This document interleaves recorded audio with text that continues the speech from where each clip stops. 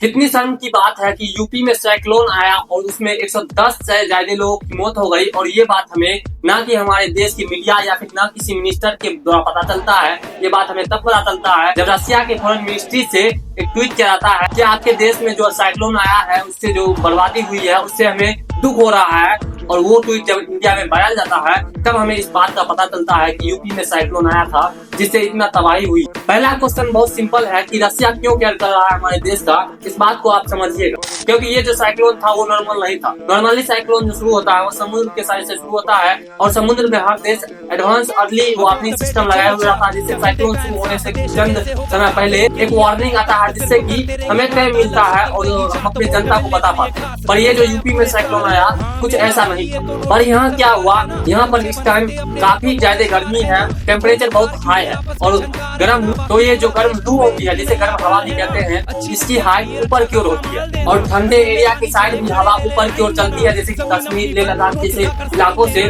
वहाँ पे ठंडी हवा ऊपर की ओर चलती है और वही ठंडी हवा चलते चलते यूपी के साइड आ गई और जब ठंडा हवा और गर्म हवा मिला तो उसमें नमी बनने के कारण थंडर क्लाउड्स बन गया और जिससे कि अचानक तूफान, आंधी तूफान, तेज बिजली, तेज बारिश शुरू हो गई। और ये काम इतना अचानक होता है कि किसी को मौका नहीं मिलता है कि वो लोग क्या करें, किसी को समझने तक का मौका नहीं मिलता है, जिसके कारण इतने लोगों की यूपी में जान गई। और हमारे लिए सबसे बड़ा शर्म की बात तो ये है कि साइक्लोन के बारे में हमें किसी और देश के द्वारा पता चलता है, ना कि वहाँ के सांसद, विधायक, जो भी वहाँ के सीएम या फिर हमारे प्रधानमंत्री भी क्यों ना हो, किसी के द्वारा एक ट्वीट नहीं किया जाता है जबकि इतने लोगों की मृत्यु हो जाती है।